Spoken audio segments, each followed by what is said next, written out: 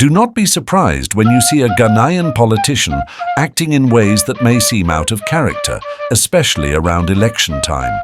Ghanaian politicians, for the most part, are not motivated by the betterment of the nation or the advancement of the ordinary Ghanaian.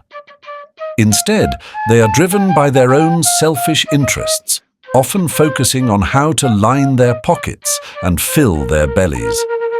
Sadly, they are willing to use party foot soldiers and manipulate the masses to achieve these selfish goals. They recognize that many Ghanaians are vulnerable and that a few coins or favors can easily sway their votes. These politicians know how to exploit this, pretending to be angels when they need power, presenting themselves as champions of the people, at least until they've secured their votes. It's not uncommon to see a Ghanaian politician share a meal with a poor voter, walk miles into remote villages to deliver campaign messages, or even partake in manual labor, such as pounding fufu or washing clothes for potential voters. The desperation for power drives them to engage in these charades. During an election year, communal spirit becomes a theme. Politicians will take up brooms to sweep the compounds of voters, act like they care deeply for the common man, and even act as though they are capable of understanding the plight of the impoverished. It is, however, all a farce. Their concern for the people is superficial, disappearing as soon as the votes are cast and they are secure in office. Ghanaian politics today has become incredibly disheartening. With no love or true dedication to the country's future, it's all about money. More and more money. The sad reality is that once these wolves in sheep's clothing receive the power they sought, their true identity is revealed. They transform into oppressors of the very people who voted them into power. All of the promises made to the people vanish, and what is left is a system that thrives on neglect and abuse of the national coffers. During election periods, abandoned projects suddenly receive attention, workers are mysteriously hired, and prices of goods and fuel stabilize. This is all a performance designed to fool the public into thinking that progress is being made and that these politicians are working for the people. But it's simply a smokescreen. Political donations flow freely, and public officials make rounds in the churches and mosques. It's an act, carefully orchestrated to garner favor from the public and secure their votes. Politicians, who may otherwise never set foot in a mosque or a church, suddenly become devout attendees of religious services during election season. They pretend to be Muslims, visiting the mosques, and then turn around and claim to be Christians, visiting churches. The deception knows no bounds. They will even go so far as to visit ghettos and interact with drug addicts and weed smokers. Do they care about these individuals? No. The only thing they care about is their thumbs, the tools that will secure their votes. If a politician could create artificial human thumbs to cast votes in their favor, they would. That's how little they care about the people. Their only concern is power and control, and once they have it, the people who supported them become insignificant. It is only during election season that the ordinary Ghanaian seems to matter to these politicians. Once elected, they quickly abandon the very people they pledged to serve. As the next election approaches, the cycle will repeat itself. You'll see these politicians making promises, handing out money, and paying hungry young men to carry out their dirty work. Once they've used these individuals to their advantage, they will abandon them, leaving them to fend for themselves. When these same young men protest or demonstrate against the government, the politicians will turn against them, arresting them and throwing them behind bars.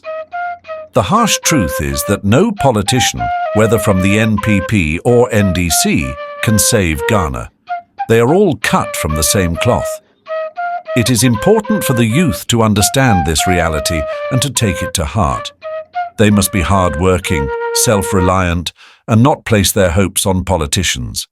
The youth should avoid becoming entangled in political violence during the upcoming elections, as any injuries they sustain will not be the concern of these politicians. They will not take care of you if you are hurt, and they certainly won't take care of your family. Politicians use the national coffers to enrich themselves, sending their children abroad to receive the best education while ensuring they stay far away from the dangers of political campaigns. They know the risks involved and would never allow their children to be caught up in the violence or uncertainty of electioneering.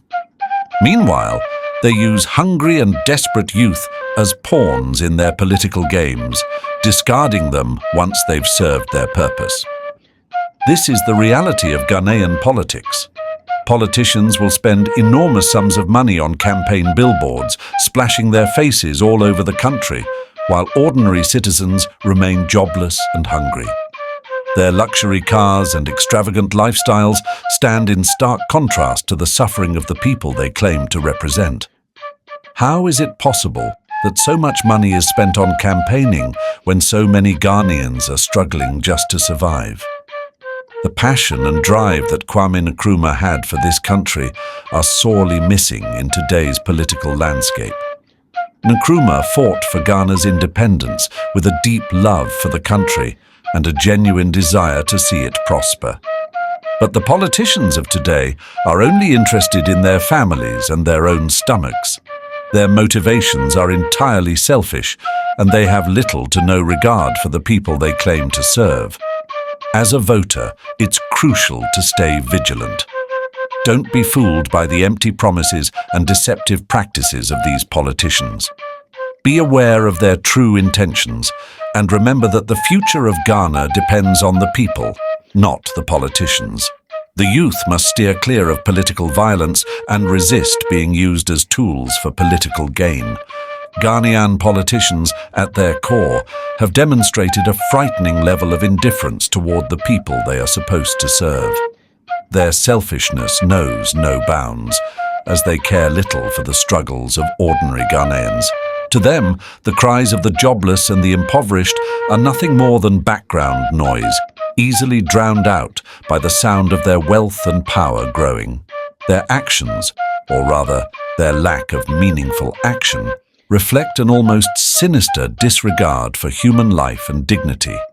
These politicians are content to watch the nation crumble while they live in luxury, exploiting the country's resources for their own gain. When the poor suffer from lack of healthcare, access to education, or basic amenities, the politicians remain unmoved. Their focus is solely on how they can manipulate the system to their advantage. They have mastered the art of pretending to care, showing up when cameras are rolling or when it is convenient for their political agendas. But behind closed doors, they couldn't care less about the well-being of their constituents. They are evil in the sense that they consciously neglect the country's potential, deliberately ignoring the cries for progress. They use power to oppress rather than to uplift. They are willing to sacrifice the future of an entire generation just to secure their wealth and their place at the top. It is this calculated coldness that makes them especially dangerous. A politician who is only concerned with his pocket and not with the country's future is not only a failure as a leader, but a threat to the very fabric of society. The sooner Ghanaians realize this, the sooner they can reclaim their nation from the hands of those who care nothing for it. As the election approaches, Ghanaians must ask themselves, what kind of country do we want? Do we want to continue living in a country where politicians only care about themselves and their personal gain? Or do we want to see real change, a country where the government is accountable and the needs of the people are prioritized? The answers to these questions lie within the people. It's time to hold politicians accountable for their actions. Ghanaians must demand more from their leaders, and they must refuse to be swayed by temporary gestures and bribes. True change will only come when the people realize their own power and refuse to settle for anything less than leaders who are genuinely committed to the betterment of the nation. In conclusion, viewers watching from across Ghana, share with us what part of the country you are watching from. For those outside of Ghana, we'd love to hear from you as well. Share your location in the comments section. Let's engage in a meaningful discussion about the future of our nation and what we can do to hold our leaders accountable. Lastly, if you haven't already, make sure to subscribe to Ghana AI News for more real, unbiased news and coverage of the issues that truly matter. This platform is dedicated to bringing you the truth, and we rely on viewers like you to help spread the message. Stay informed, stay vigilant, and together we can push for the change that Ghana so desperately needs. Oh my